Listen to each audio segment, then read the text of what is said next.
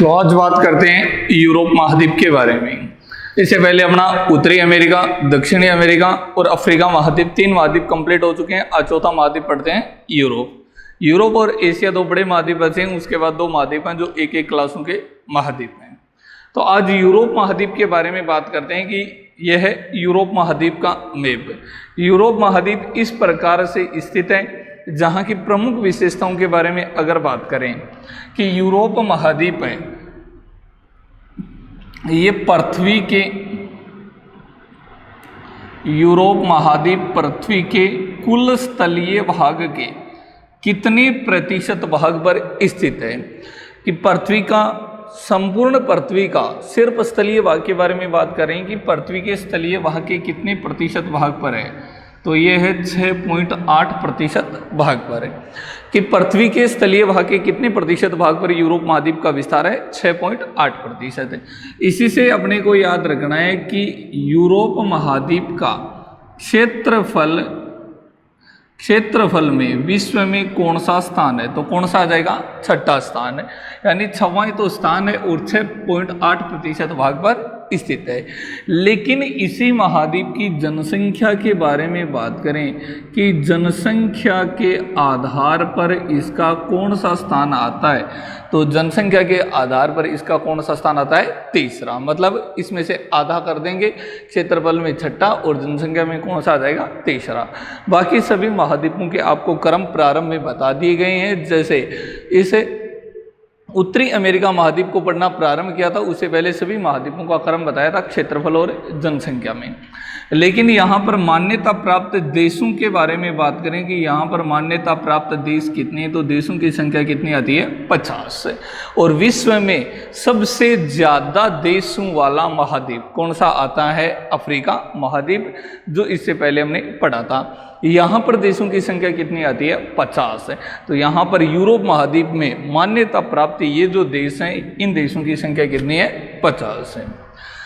इस महाद्वीप को अन्य किस नाम से जाना जाता है, कि अन्य नाम, अन्य किस नाम से जाना जाता है, तो एक तो इसे कहा जाता है यूरेशिया महाद्वीप। देखो यूरेशिया महाद्वीप क्यों कहा जाता है कि यूरोप और जो एशिया है, यहाँ पर आएगा एशिया, तो ये एशिया है, दोनों आपस में इनका स्थलीय भाग जुड़ा होने के कारण इसे क्या बोल दिया जाता है, यूरेशिया महाद्वीप। तो यूरेशिया महाद्वीप कौन कौन से महाद्वीपों को कहा जाता है, यूरेशिया कहा जाता है। यूरोप और एशिया दोनों को संयुक्त रूप से यूरेशिया के नाम से जाना जाता है। लेकिन एक तो आता है महाद्वीपों का महाद्वीप तो किसे कहते हैं, एशिया को। लेकिन इसे कहा जाता है प्रायद्वीपों का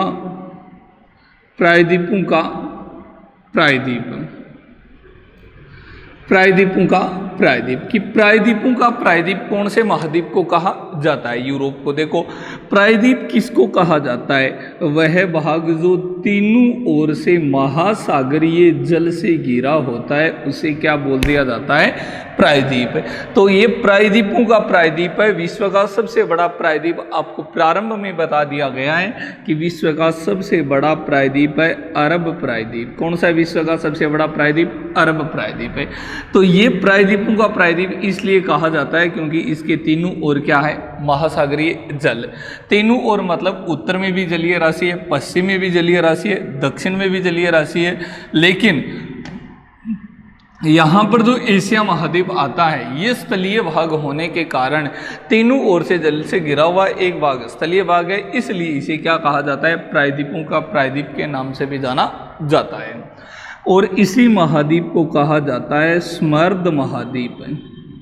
कि स्मर्द महाद्वीप के नाम से कौन से महाद्वीप को जाना जाता है, यूरोप महाद्वीप को जाना जाता है। तो इस प्रकार से जो यूरोप महाद्वीप है, यूरोप महाद्वीप को इन अन्य नामों से भी जाना जाता है। दोबारा देखो एक बार, यूरोप महाद्वीप है कि यूरोप महाद्वीप है, ये पृथ्वी के कुल स्थलीय भाग का कितना प्रतिशत है, तो 6.8% है। ये क्षेत्रफल में विश्व में कौन सा स्थान आता है, 6ठा। जनसंख्या में कौन सा स्थान आता है, तीसरा। यहाँ पर मान्यता प्राप्त देशों की संख्या कितनी है, 50। अन्य किस नाम से जाना जाता है? यूरोप और एशिया को कहा जाता है यूरेशिया। प्रायद्वीपों का प्रायद्वीप कहा जाता है क्योंकि तीनों ओर से किससे घिरा हुआ है? जल से घिरा होने के कारण यूरोप को प्रायद्वीपों का प्रायद्वीप कहते हैं। इसे स्मर्द महाद्वीप के नाम से भी जाना जाता है। आगे पढ़ते हैं यूरोप महाद्वीप की भौगोलिक स्थिति के बारे में कि इसकी भौगोलिक स्थिति क्या है। तो देखो, यूरोप महाद्वीप की भौगोलिक स्थिति। अब भौगोलिक स्थिति के बारे में जानकारी लेते हैं तो कि ये कौन सी दिशा में किस किस से घिरा हुआ है। तो भौगोलिक स्थिति के बारे में बात करें तो इसके उत्तर में तो स्थित है आर्कटिक महासागर, दक्षिण में आता है भूमध्य सागर और इसके पश्चिम में आता है अटलांटिक महासागर और पूर्व में आता है एशिया महाद्वीप। देखो, बात करते हैं कि सबसे पहले उत्तर में, तो उत्तर में स्थित है आर्कटिक महासागर, फिर आता है दक्षिण, दक्षिण में है भूमध्य सागर, पश्चिम, तो पश्चिम में आता है अटलांटिक महासागर और इसके पूर्व में है एशिया महाद्वीप। पूर्व में क्या आता है? एशिया महाद्वीप है। अब देखो, सबसे पहले लेते हैं इसका दक्षिणी भाग। दक्षिणी भाग में यहाँ पर यह है अफ्रीका महाद्वीप। कौन सा महाद्वीप आता है? अफ्रीका महाद्वीप। आपको अफ्रीका महाद्वीप पढ़ाया हुआ है। अफ्रीका महाद्वीप को वीडियो देखना कि यहाँ पर अफ्रीका महाद्वीप का एक देश है जिसका नाम है मोरक्को। उस मोरक्को की सीमा लग रही थी कहाँ पर? यहाँ स्पेन के साथ। तो ये है यूरोप का स्पेन, ये अफ्रीका महाद्वीप। और अफ्रीका महाद्वीप के इस तरफ यहाँ पर ये जो जलीय राशि आती है इसे कहा जाता है भूमध्य सागर। तो यहाँ पर ये जो जलीय राशि है ये संपूर्ण है भूमध्य सागर की। तो अफ्रीका और यूरोप दोनों के मध्य आ जाता है यहाँ पर एक सागरीय भाग, जलीय भाग, जिसको किस नाम से जाना जाता है? भूमध्य सागर। भूमध्य सागर के अंदर ही अफ्रीका महाद्वीप में पढ़ाया था जिब्राल्टर जल संधि। तो यह है भूमध्य सागर, भूमध्य सागर, ये भूमध्य सागर। अब यहीं पर आपको पढ़ाया था जिब्राल्टर जल संधि। तो यहाँ पर ये थी जिब्राल्टर जल संधि जिसके बारे में अपनी बात हो चुकी है अफ्रीका महाद्वीप में। लेकिन फिर एक बार देखना, यह है जिब्राल्टर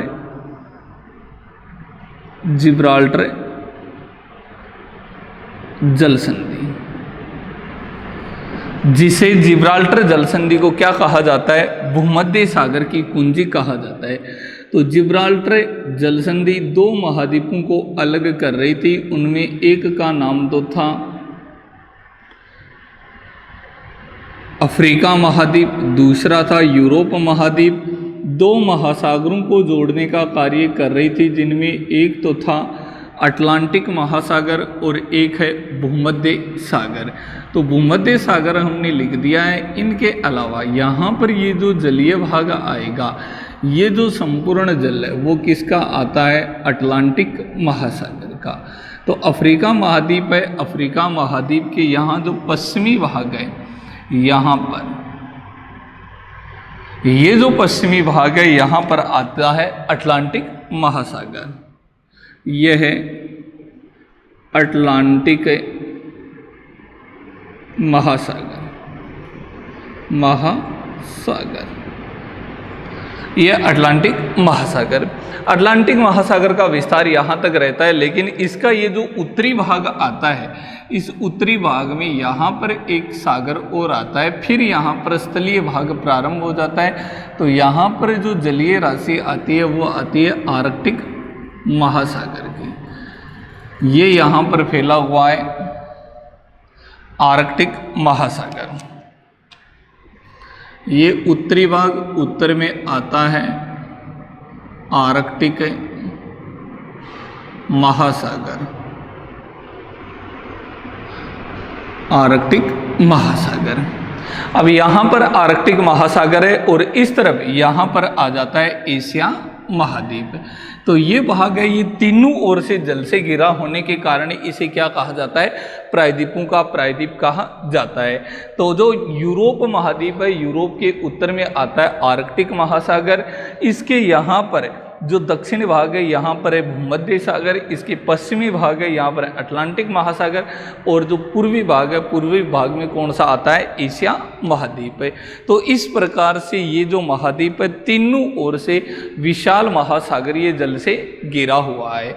तो उत्तर में आर्कटिक, दक्षिण में भूमध्य, पश्चिम में अटलांटिक और पूर्व में कौन सा आ गया, एशिया महाद्वीप है। अब आगे बात करते हैं कि यूरोप महाद्वीप है, इसके कुछ प्रमुख प्रायद्वीप हैं कि यूरोप महाद्वीप के प्रायद्वीप कौन कौन से हैं। तो उन प्रायद्वीपों के बारे में बात करते हैं। देखो प्रायद्वीप कि यूरोप और यूरोप के प्रायद्वीप, जो यूरोप महाद्वीप है इसमें कुछ प्रायद्वीप हैं। प्रायद्वीप किस प्रकार से हैं, जैसे अपने यहाँ पर राजस्थान है, राजस्थान में एक क्षेत्र का नाम दे दिया जाता है शेखावटी। तो शेखावटी में कितने जिले शामिल होते हैं, 3, सीकर है, चूरू है, झुंझुनू है।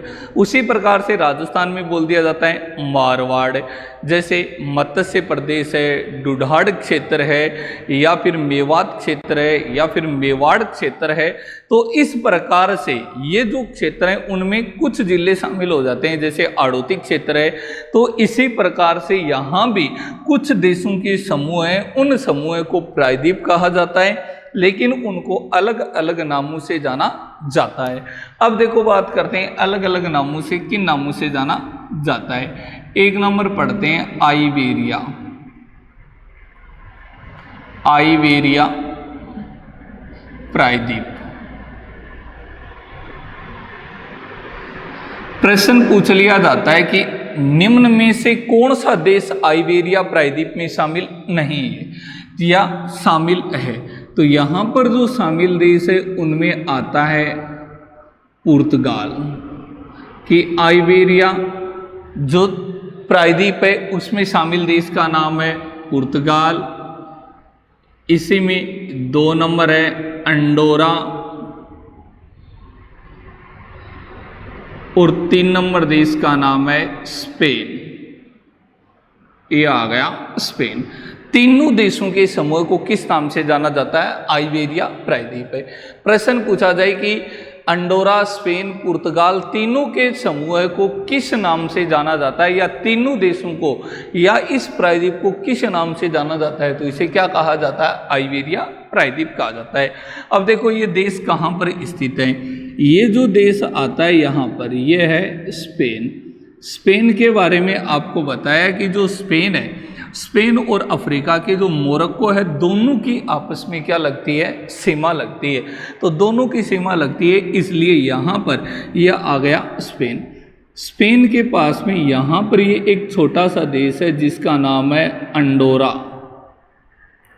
ये आ गया अंडोरा, और यहाँ पर जो देश आएगा उस देश का नाम है पुर्तगाल।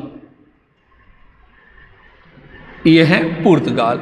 तो ये जो तीनों देश आए हैं, इन तीनों देशों के समूह को किस नाम से जाना जाता है।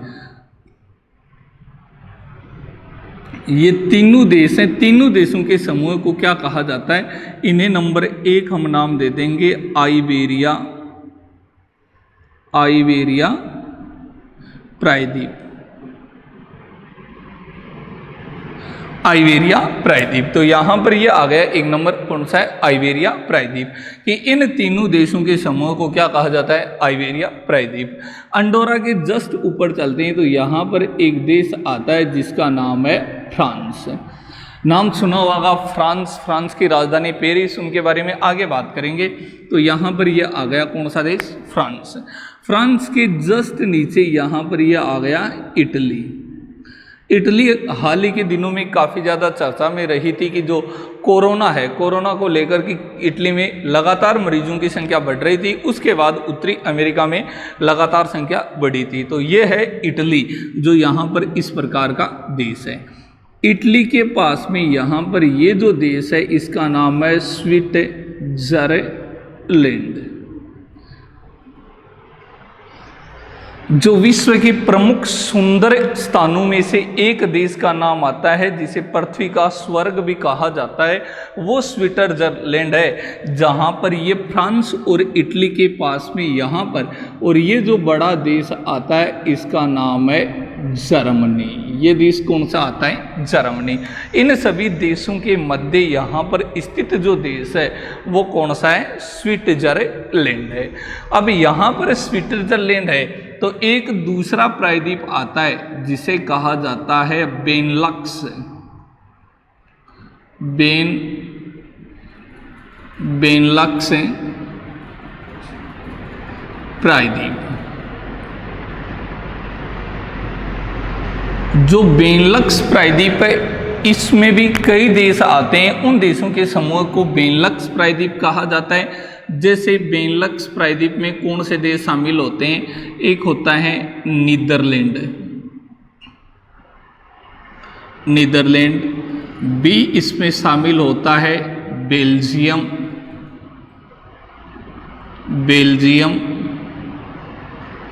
और सी होता है लक्सबर्ग, जिसे लक्सबर्ग भी बोला जाता है या लक्सबर्ग है। तीनों देशों के समूह को किस नाम से जाना जाता है? बेनलक्स प्रायद्वीप कहा जाता है। कि बेनलक्स प्रायद्वीप में शामिल देश हैं तो नीदरलैंड, बेल्जियम और कौन सा आता है? लक्सबर्ग आता है। या लक्सबर्ग, बेल्जियम और नीदरलैंड देशों के समूह को किस नाम से जाना जाता है? बेनलक्स प्रायद्वीप के नाम से इन्हें जाना जाता है। जैसे ये देश कहाँ पर आते हैं? ये यहाँ पर जो देश है इस देश का नाम है नीदरलैंड। ये है नीदरलैंड। नीदरलैंड के पास में यहाँ पर ये जो देश आता है जस्ट उसके पास में ये आता है बेल्जियम। ये आता है बेल्जियम और बेल्जियम के बाद में जो तीसरा देश आता है ये यहाँ पर आता है लक्सबर्ग। ये जो तीनों देश हैं इन तीनों देशों के समूह को हम 2 नंबर यहाँ पर इनको नाम दे सकते हैं। क्या? बेनलक्स कहा जाता है। तो बेनलक्स में कौन सा आ गया? नीदरलैंड, बेल्जियम और कौन सा है? लक्समबर्ग। अब यहाँ पर ध्यान रखना जो लक्सबर्ग है इसकी यहाँ पर सीमा नहीं लगती है। ये जो पूरा भाग है ये यहाँ पर पूरा जलीय भाग आता है जिसको उत्तरी सागर के नाम से जाना जाता है। यहाँ पर ये जो जलीय भाग है इसे क्या कहा जाता है? उत्तरी सागर। ये यहाँ पर संपूर्ण जलीय भाग है। इस प्रकार से संपूर्ण ये जो यूरोप है, यूरोप में यहाँ पर इन भागों में ये यहाँ पर जलीय भाग है।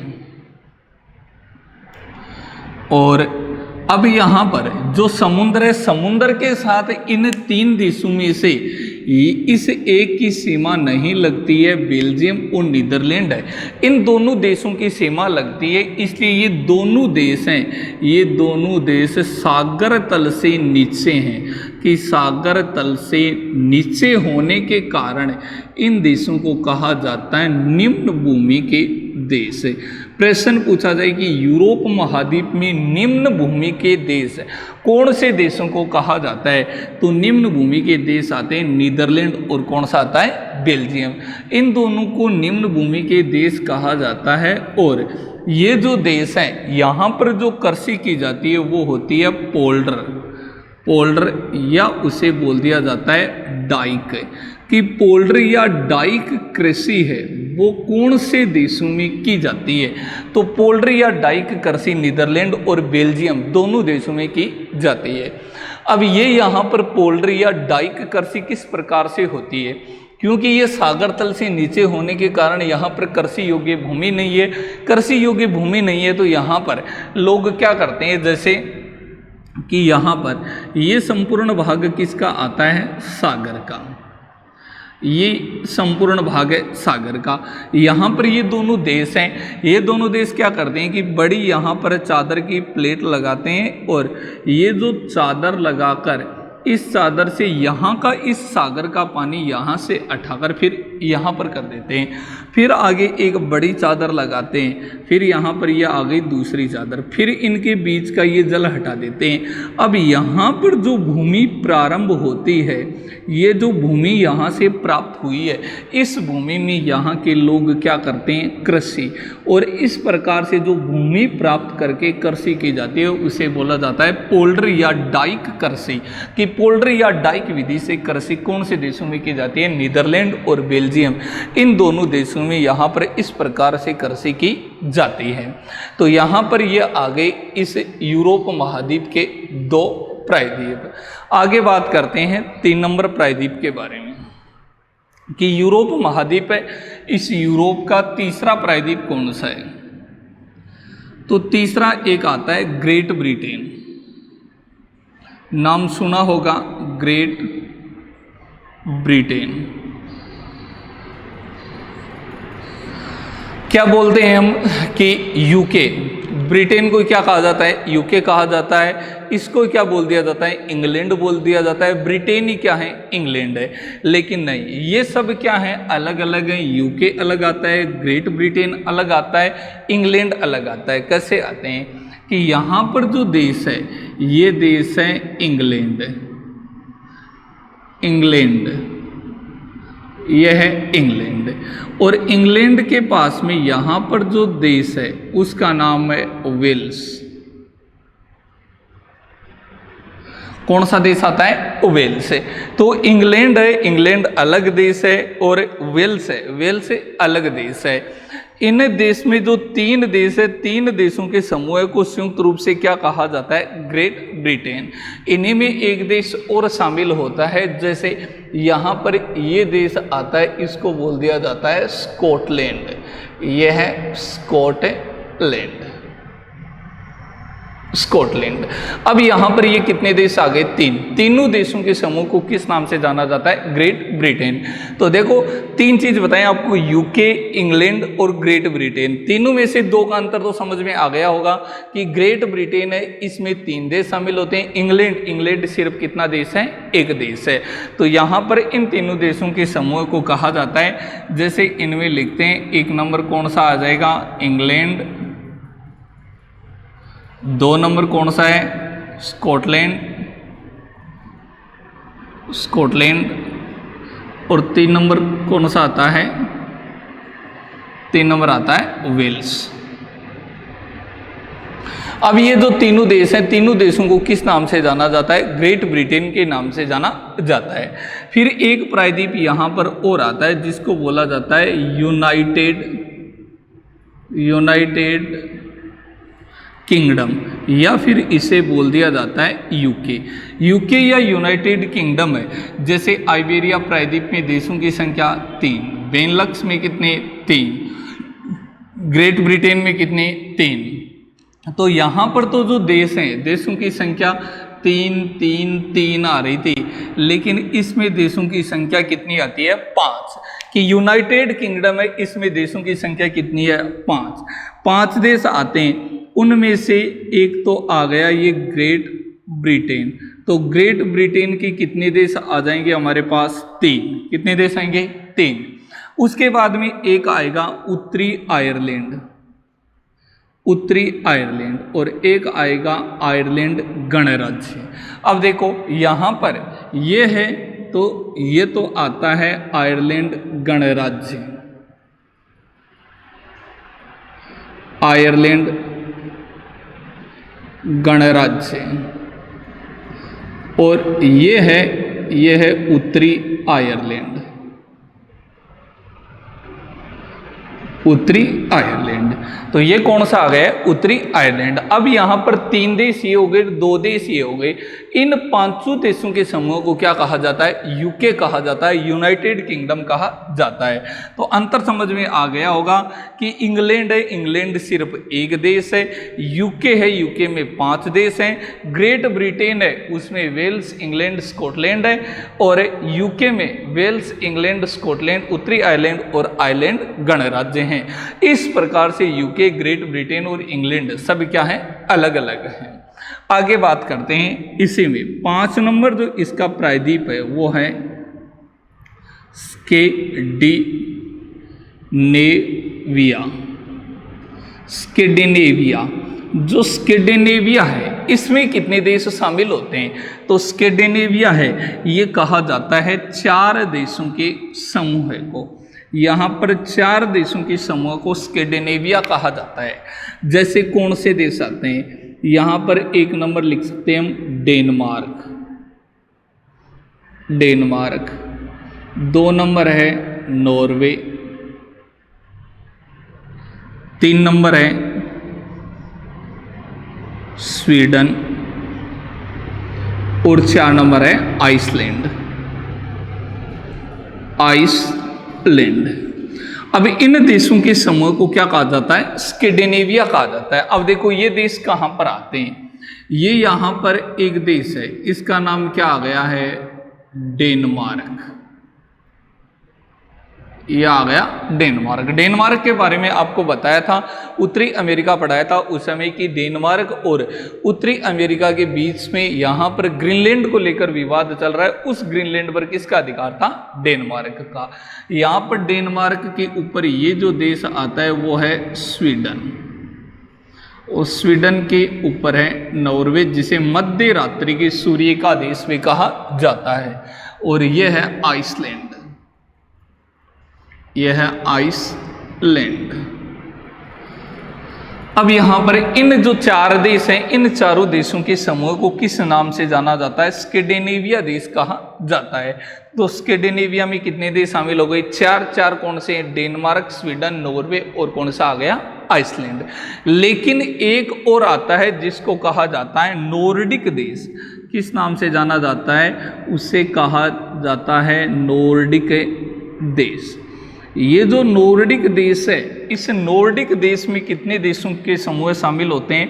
5। जो 5 देश हैं उन 5 देशों के समूह को क्या बोल दिया जाता है? नॉर्डिक देश बोल दिया जाता है। अब 5 देश हैं तो उन 5 देशों में से यहाँ पर 4 देश तो आ जाएंगे स्कैंडिनेविया के, और इसमें प्लस एक देश और होगा। वो देश यहाँ पर आता है जिसका नाम क्या है? फिनलैंड। ये जो देश है इसका नाम है फिनलैंड। तो इन 5 देशों के समूह को क्या बोल दिया जाता है? नॉर्डिक देश। तो नॉर्डिक देशों के देखो 5 देशों के नाम याद करते हो तो यहाँ पर लिख देना स्कैंडिनेविया। स्कैंडिनेविया प्लस है फिनलैंड। तो फिनलैंड एक देश आ गया, प्लस 4 देश किसके हो गए? स्कैंडिनेविया के। और टोटल कितने देश हो गए? 5। इनको किस नाम से जाना जाता है? नॉर्डिक देशों के नाम से जाना जाता है। फिर आता है एक और है जिसे बोला जाता है कोला प्रायद्वीप। कोला प्रायद्वीप। कोला प्रायद्वीप में एक देश शामिल होता है, कौन सा है? रूस। ये यहाँ पर आ जाता है रूस।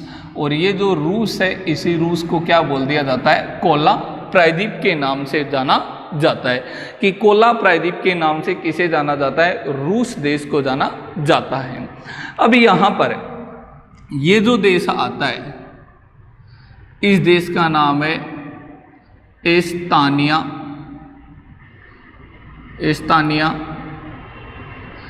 यहाँ पर आता है लातविया। और ये देश है यहाँ पर, यह है लिथुआनिया। लिथुआनिया। लिथुआनिया। ये जो तीनों देशों का समूह है, इनको बोल दिया जाता है बाल्टिक देश।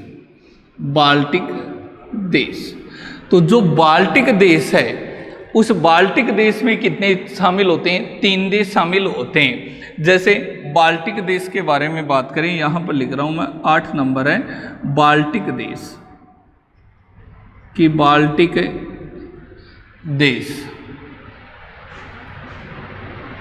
ये यहाँ पर है बाल्टिक देश। बाल्टिक देश में कितने देश शामिल होते हैं? 3 होते हैं। 1 नंबर कौन सा है? एस्तानिया, 2 नंबर है लातविया, और 3 नंबर कौन सा आता है? लिथुआनिया। 3 नंबर है लिथुआनिया। तो ये जो 3 देश हैं, इन तीनों देशों के समूह को किस नाम से जाना जाता है? बाल्टिक देश कहा जाता है। तो बाल्टिक देश है, बाल्टिक देशों में कितने देशों के समूह को कहा गया है? 3 देशों को कहा गया है। एक अंतिम बचता है जूटलैंड प्रायद्वीप। जो अंतिम जो 9 नंबर है वो आता है कौन सा है? जूटलैंड प्रायद्वीप। तो जूटलैंड प्रायद्वीप कौन से को कहा जाता है? जूटलैंड प्रायद्वीप। जूटलैंड प्रायद्वीप में भी मात्र एक देश शामिल होता है, वो कौन सा है? डेनमार्क। जो डेनमार्क है उस डेनमार्क को क्या बोल दिया जाता है? जूटलैंड प्रायद्वीप कहा जाता है। तो ये आते हैं यूरोप महाद्वीप के प्रमुख प्रायद्वीप। आशा है कि प्रमुख प्रायद्वीप हैं वो कंप्लीट आपको समझ में आ गए होंगे। चलो एक बार दोबारा पढ़ते हैं कि कौन कौन से प्रायद्वीप हैं। सबसे पहले पढ़ाया आइबेरिया प्रायद्वीप। आइबेरिया प्रायद्वीप यहाँ पुर्तगाल, स्पेन और अंडोरा जो तीनों देश हैं, इन तीनों देशों के समूह को किस नाम से जाना जाता है? आइबेरिया प्रायद्वीप कहा जाता है।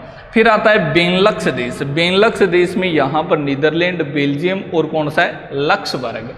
तीनों देशों के समूह को कहा जाता है। लेकिन इनमें से जो 2 देश हैं, जैसे कौन से हैं? नीदरलैंड और बेल्जियम, दोनों ही सागर तल से नीचे होने के कारण दोनों को निम्न भूमि का देश कहा जाता है। ध्यान रखना, ये लक्सबर्ग निम्न भूमि में शामिल नहीं होगा, ये दोनों होंगे। यहाँ पर कृषि योग्य भूमि नहीं होने के कारण ये पोल्डर या डाइक कृषि यहाँ पर करते हैं। इस विधि से कृषि योग्य भूमि प्राप्त करते हैं। फिर आता है ग्रेट ब्रिटेन, जिसमें ये वेल्स, इंग्लैंड और कौन सा है? स्कॉटलैंड, तीनों देशों के समूह को कहा जाता है। फिर आता है यूके या यूनाइटेड किंगडम। यूके या यूनाइटेड किंगडम है, इसमें 3 देश तो ये शामिल हो जाएंगे, वेल्स, इंग्लैंड और कौन सा है? स्कॉटलैंड। और आयरलैंड या उत्तरी आयरलैंड व आयरलैंड गणराज्य 2 ये शामिल हो जाएंगे। तो टोटल कितने देश हो गए? 5 देश इसमें शामिल होते हैं। फिर आता है स्कैंडिनेविया। स्कैंडिनेविया में कितने देश आते हैं? 4। देखो, डेनमार्क, स्वीडन, नॉर्वे और आइसलैंड, ये जो 4 देश हैं, चारों देशों के समूह को कहा जाता है स्कैंडिनेविया। उसके बाद में आता है नॉर्डिक देश। तो नॉर्डिक देश में भी कितने आते हैं? 5 कौन से आ गए? वो स्कैंडिनेविया के 4 देश, डेनमार्क, स्वीडन, नॉर्वे और आइसलैंड, प्लस एक इसमें हो जाएगा कौन सा है? फिनलैंड। तो एक इसमें प्लस हो गया जिसका नाम क्या है? फिनलैंड। फिर आता है कोला प्रायद्वीप। जो कोला प्रायद्वीप है उस कोला प्रायद्वीप में यहाँ पर शामिल होता है एक केला देश है, वो कौन सा आ जाता है? यहाँ पर रूस है, तो रूस इसमें शामिल हो जाता है। फिर आगे आता है बाल्टिक देश। बाल्टिक देश में यहाँ पर 3 है, एस्तानिया, लातविया और कौन सा है? लिथुआनिया। ये जो तीनों देश हैं, इन तीनों देशों को क्या कहा जाता है? बाल्टिक देश के नाम से जाना जाता है। और उसके बाद में जो अंतिम है वो बचता है जूटलैंड। जूटलैंड में एकमात्र देश शामिल होता है, और जूटलैंड में कौन सा देश शामिल होता है? जूटलैंड में होता है डेनमार्क। इस प्रकार से यूरोप है, यूरोप महाद्वीप के ये प्रमुख प्रायद्वीप हैं। आगे यूरोप महाद्वीप में बात करते हैं यहाँ के प्रमुख देशों के बारे में कि यहाँ पर कौन कौन से देश स्थित हैं। यहाँ पर देखो, जो देश हैं उन देशों में आगे बात करें तो यहाँ पर जो देश आता है वो आता है पोलैंड। कौन सा देश है? पोलैंड। यह है पोलैंड। पोलैंड के जस्ट आगे यहाँ पर जो देश आता है उसका नाम है बेलारूस। बेलारूस कि पोलैंड के बाद में कौन सा आता है? बेलारूस। कि यहाँ पर जर्मनी के बाद पोलैंड के बाद में बेलारूस के बाद में यहाँ पर आता है यूक्रेन। ये कौन सा देश है? यूक्रेन। तो यहाँ पर ये यूरोप के अभी तक प्रमुख देश आए, इन्हीं में यहाँ पर एक देश आता है जिसका नाम है ऑस्ट्रिया। ऑस्ट्रिया, ऑस्ट्रिया के बाद में यहाँ पर जो देश है इसका नाम है चेक गणराज्य। चेक गणराज्य, कौन सा देश आ गया? चेक गणराज्य। चेक गणराज्य के बाद में यहाँ पर यह आता है स्लोवाकिया। स्लोवाकिया, स्लोवाकिया के जस्ट नीचे यहाँ पर जो देश है इसका नाम है हंगरी। हंगरी के बाद में यहाँ पर स्लोवाकिया, हंगरी, यहाँ पर है रोमानिया। रोमानिया, रोमानिया के नीचे आता है बल्गारिया। बल्गारिया, बल्गारिया के पास में आता है ये देश है सर्बिया। और सर्बिया के बाद में यहाँ पर आती है यूरोपियन तुर्की। यूरोपियन तुर्की के बाद में यहाँ पर आता है ग्रीस। और ये यहाँ पर आती है एशियन तुर्की। ये यहाँ पर एशियन तुर्की आती है जहाँ से एशिया प्रारंभ हो जाता है। फिर यहाँ पर ये जो पूरा भाग है ये संपूर्ण भाग जलीय भाग है यहाँ पर, और आगे की तरफ यहाँ पर जो विस्तार आता है वो आता है काला सागर का। यहाँ पर जो विस्तार है वो है काला सागर। देखो काला सागर यहाँ पर स्थित है जो एशिया और यूरोप के मध्य स्थित है, काला सागर। इस प्रकार से यहाँ के प्रमुख इंपॉर्टेंट देश हैं, उन देशों के बारे में अपनी चर्चा हुई है। तो देश एक बार दोबारा देखना, यहाँ पर Spain, Portugal, Andorra, France, Italy, Switzerland है। उसके बाद में है Germany, Luxembourg, Belgium, Netherlands, Wales, England, Scotland, Ireland गणराज्य, उत्तरी Ireland, Iceland, Norway, Sweden, Denmark, Finland. उसके बाद में आता है Estonia, Latvia, Lithuania, Belarus, Poland, Germany, Austria, चेक गणराज्य, Slovakia, Hungary, Ukraine, Romania, Serbia, Bulgaria, तुर्की, और कौन सा आता है? ग्रीस। और यहाँ पर आ जाती है एशियन तुर्की। तो ये प्रमुख जो देश हैं ये यूरोप महाद्वीप के देश हैं। जो हम आगे यहाँ की प्रमुख नदियाँ पढ़ेंगे, प्रमुख पर्वत पढ़ेंगे, उनमें हमें ये याद रखने ज़रूरी हैं जो आगे अपने यहाँ पर यूरोप महाद्वीप में पढ़ने में सहायक होंगे। आगे इसी यूरोप महाद्वीप में आगे चलते हैं तो आती हैं यहाँ पर स्थित प्रमुख जल संधि। जल संधि, देखो जल संधि के बारे में बात करें तो एक नंबर यहाँ पर जल संधि आती है सेंट जॉर्ज जल संधि। सेंट जॉर्ज जल संधि कि सेंट जॉर्ज जल संधि है वो कहाँ पर स्थित है? तो ये जो यहाँ वाला ये भाग आता है, इस भाग में जो जल संधि है इस जल संधि का नाम है सेंट जॉर्ज जल संधि। सेंट जॉर्ज जल संधि कि जो सेंट जॉर्ज जल संधि है किन किन के मध्य स्थित है? तो ये जो सेंट जॉर्ज जल संधि है ये यहाँ पर जैसे उत्तरी आयरलैंड, वह कौन सा है? आयरलैंड गणराज्य। और कौन सा आता है यहाँ पर? इंग्लैंड, वेल्स और स्कॉटलैंड, इन सब के बीच में है। तो सेंट जॉर्ज जल संधि अलग, यहाँ पर आयरिश, इन आयरलैंड गणराज्य और उत्तरी आयरलैंड को आयरिश भी कहा जाता है। आयरिश को ग्रेट ब्रिटेन से अलग करने वाली जल संधि को किस नाम से जाना जाता है? सेंट जॉर्ज जल संधि। फिर एक बहुत इंपॉर्टेंट जल संधि है, उसका नाम है डोवर जल संधि। डोवर जल संधि, डोवर जल संधि। देखो डोवर जल संधि कहाँ पर स्थित है?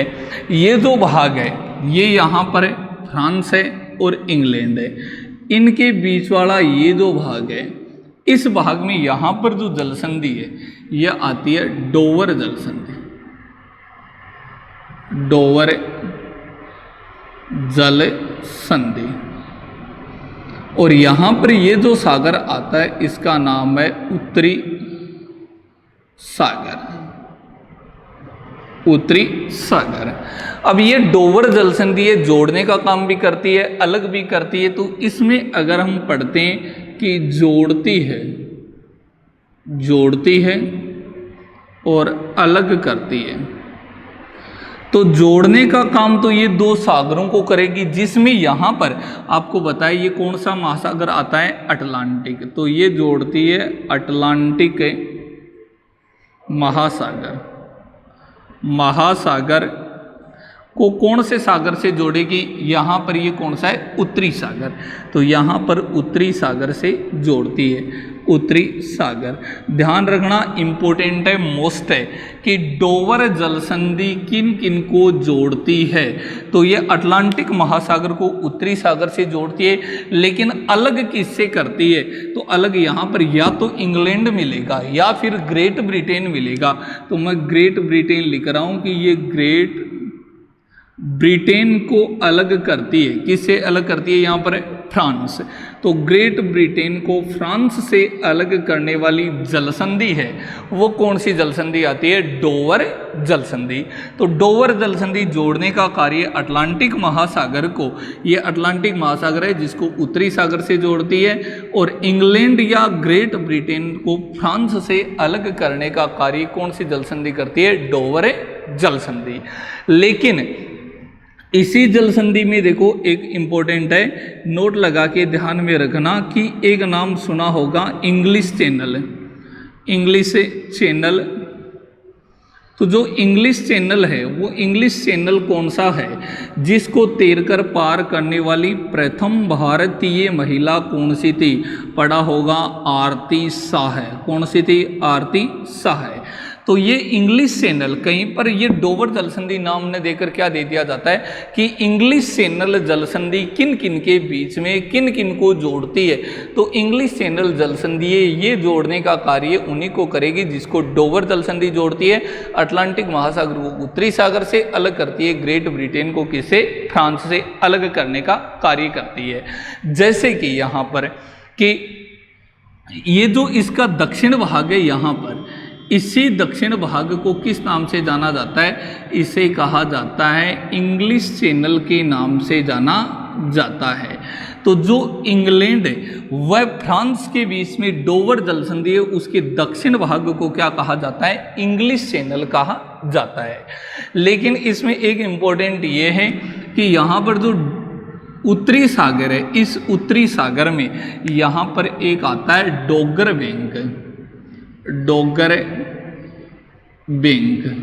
प्रश्न पूछ लिया जाता है डोगर बैंक कहाँ पर है, तो डोगर बैंक कहाँ पर है, यूरोप में, जो मछली पकड़ने का प्रमुख केंद्र है। ध्यान रखना विश्व में दो ही मछली पकड़ने के प्रमुख केंद्र हैं, जिनमें एक नंबर आता है डोगर बैंक, डोगर बैंक, और एक आता है ग्रेट बैंक, ग्रेट बैंक। ये दोनों किसके लिए प्रसिद्ध हैं, मछली पकड़ने के लिए। डोगर बैंक आपको बता दिया, यहाँ पर उत्तरी सागर में कौन से महाद्वीप में आता है, यूरोप महाद्वीप में। कौन से महाद्वीप में, यूरोप में। जो ग्रेट बैंक है ये कहाँ पर आता है, उत्तरी अमेरिका में। जो दोनों ही मुख्य रूप से किसके लिए प्रसिद्ध हैं, मछली पकड़ने के लिए, मछली पालन के लिए, मछली उत्पादन के लिए। ये दोनों ही प्रमुख केंद्र हैं। तो देखो ये हैं यूरोप की यहाँ पर प्रमुख जलसंधियाँ। इनके अलावा जो जलसंधियाँ है यहाँ पर, ये जिब्राल्टर जलसंधि, इसके बारे में अफ्रीका महाद्वीप में अपनी चर्चा हो चुकी है कि ये यहाँ पर स्पेन को मोरक्को से अलग करती है, भूमध्य सागर को अटलांटिक सागर से जोड़ती है। इसके बारे में अपनी बात हो चुकी थी किसमें, अफ्रीका महाद्वीप में। तो एक नंबर इसमें जलसंधि आती है सेंट जॉर्ज जलसंधि। कहाँ पर आती है सेंट जॉर्ज जलसंधि, यहाँ पर आयरस को अलग करती है ग्रेट ब्रिटेन से। आयरस किसको कहा जाता है, आयरलैंड व उत्तरी आयरलैंड को। डोवर जलसंधि ये जो जोड़ती है अटलांटिक महासागर को उत्तरी सागर से और अलग करती है ग्रेट ब्रिटेन को किससे, फ्रांस से अलग करने का कार्य करती है। इसी के दक्षिण भाग को इंग्लिश चैनल कहा जाता है। तो इंग्लिश चैनल आएगा तो इंग्लिश चैनल है वो भी अलग करता है फ्रांस को इंग्लैंड या ग्रेट ब्रिटेन से, जोड़ता है उत्तरी सागर को किसे, अटलांटिक महासागर से। यहाँ पर ये जो इंग्लिश चैनल है इसको तैरकर पार करने वाली प्रथम भारतीय महिला कौन थी, आरती शाह है। और यहीं पर उत्तरी सागर में डोगर बैंक है और उत्तरी अमेरिका में ग्रेट बैंक है, जो दोनों ही किसके लिए प्रसिद्ध हैं, मछली उत्पादन के लिए प्रसिद्ध हैं। अब देखो यहाँ पर यूरोप में पाई जाती हैं कुछ खाड़ियाँ कि कौन सी खाड़ियाँ यहाँ पर स्थित हैं। तो यूरोप महाद्वीप की प्रमुख खाड़ियाँ, यूरोप महाद्वीप की प्रमुख खाड़ियाँ, जैसे बिस्के की खाड़ी। कौन सी खाड़ी है, बिस्के की खाड़ी, यह है बिस्के की खाड़ी। फिर आती है मोथानिया, मोथानिया की खाड़ी, मोथानिया की खाड़ी। एक आती है फिनलैंड की खाड़ी, फिनलैंड की खाड़ी। और फिर एक आती है रिंगा की खाड़ी, रिंगा की खाड़ी। ये प्रमुख खाड़ियाँ यूरोप में यहाँ पर स्थित हैं। जो देखो किस प्रकार से कहाँ पर स्थित हैं कि यूरोप है, यूरोप में प्रमुख खाड़ियाँ जिनमें बिस्के की खाड़ी, मोथानिया की खाड़ी, फिनलैंड की खाड़ी व कौन सी है, रिंगा की खाड़ी है। इन खाड़ियों के बारे में प्रश्न पूछ लिया जाता है कि कौन से देशों के बीच में ये स्थित हैं। जैसे इसमें एक नंबर देखते हैं कौन सी है, बिस्के की खाड़ी। तो बिस्के की खाड़ी है, ये आती है कौन से देशों के बीच में, स्पेन और कौन सा है, फ्रांस। जो स्पेन और फ्रांस है इन दोनों के बीच में। ध्यान रखना ये खाड़ी है, इस खाड़ी शब्द का अर्थ बताएंगे। जो महासागर, सागर, खाड़ी, ये जो प्रमुख विश्व में खाड़ियाँ हैं वो पढ़ेंगे, उस समय इस खाड़ी का अर्थ बताएंगे कि खाड़ी किसको कहा जाता है। देखो थोड़ा सा इस प्रकार का जो भाग होता है इसको किस नाम से जाना जाता है, खाड़ी। तो यहाँ पर ये तो है स्पेन और ये कौन सा है, फ्रांस। इन दोनों के बीच में यहाँ पर ये जो खाड़ी है, इस खाड़ी को किस नाम से जाना जाता है, इसे कहा जाता है बिस्के की खाड़ी। देखो यहाँ पर ये है बिस्के की खाड़ी। तो एक नंबर ये आ गई बिस्के की खाड़ी। रेड पेन से लिखता हूँ इसको, बिस्के की खाड़ी, बिस्के की खाड़ी। ये यहाँ पर आ गई एक नंबर बिस्के की खाड़ी। तो बिस्के की खाड़ी कौन से देशों के बीच में, स्पेन और फ्रांस के बीच में। फिर है मोथानिया की खाड़ी। मोथानिया की खाड़ी है स्वीडन और फिनलैंड के बीच में। तो ये आती है स्वीडन प्लस है फिनलैंड, फिनलैंड, फिनलैंड, इन दोनों देशों के बीच में स्थित है। देखो स्वीडन ये यहाँ पर है, फिनलैंड ये यहाँ पर है। इन दोनों के बीच में यह जो जलीय भाग है इसे कहा जाता है, किस नाम से जाना जाता है, मोथानिया की खाड़ी, मोथानिया की खाड़ी। ये है मोथानिया की खाड़ी। तो दूसरी खाड़ी यहाँ पर आ गई है मोथानिया की खाड़ी। फिर आती है फिनलैंड की खाड़ी। तो फिनलैंड की खाड़ी के बारे में पता है, ये कहाँ पर आएगी, फिनलैंड के पास। तो फिनलैंड के पास ही आएगी। तो दो देशों के बीच में, एक तो यहाँ पर है कौन सा, फिनलैंड, और फिनलैंड के जस्ट आगे कौन सा देश आता है, एस्तानिया। तो कौन सा आ जाएगा, एस्तानिया। यह है एस्तानिया, इन दोनों के बीच में स्थित है। जैसे ये दोनों के बीच में यहाँ पर ये भाग है, इस भाग में ये जलीय भाग है, और इसे किस नाम से जाना जाता है, फिनलैंड की, फिनलैंड की खाड़ी। उसके बाद में आती है रिंगा की खाड़ी। तो रिंगा की खाड़ी है, रिंगा की खाड़ी में यहाँ से एक देश ले लेंगे, कौन सा है, एस्तानिया। तो ये आ गया कौन सा है, एस्तानिया, और प्लस इसके साथ में कौन सा आ जाएगा, लातविया, लातविया। इन दोनों के बीच में जो खाड़ी है उसको किस नाम से जाना जाता है? रिंगा की खाड़ी के नाम से जाना जाता है। जैसे ये एस्तानिया और ये आ गया कौन सा है? लातविया। इन दोनों के बीच में यहाँ पर ये जो खाड़ी है, इस खाड़ी को किस नाम से जाना जाता है? रिंगा की खाड़ी। ये है रिंगा की खाड़ी। तो ये यूरोप महाद्वीप की प्रमुख खाड़ियां हैं जो यहाँ पर स्थित हैं। तो यूरोप महाद्वीप की प्रमुख खाड़ियों में हमारी बात हुई है प्रमुख इन 4 खाड़ियों के बारे में जो यहाँ पर स्थित हैं। देखो, पहली प्रमुख खाड़ी कौन सी है? बिस्के की खाड़ी। बिस्के की खाड़ी यहाँ पर स्पेन और फ्रांस दोनों देशों के मध्य यहाँ पर स्थित है। फिर आता है मोथानिया की खाड़ी। तो मोथानिया की खाड़ी कहाँ पर स्थित है? स्वीडन और फिनलैंड दोनों देशों के बीच में आती है मोथानिया की खाड़ी। फिर आती है फिनलैंड की खाड़ी। तो फिनलैंड की खाड़ी यहाँ फिनलैंड और यहाँ पर कौन सा आ गया? एस्तानिया। दोनों देशों के बीच में आ जाती है फिनलैंड की खाड़ी। फिर आती है रिंगा की खाड़ी। तो रिंगा की खाड़ी फिर यहाँ पर एस्तानिया और लातविया, ये जो दोनों देश हैं, दोनों के बीच में यहाँ पर आती है कौन सी खाड़ी?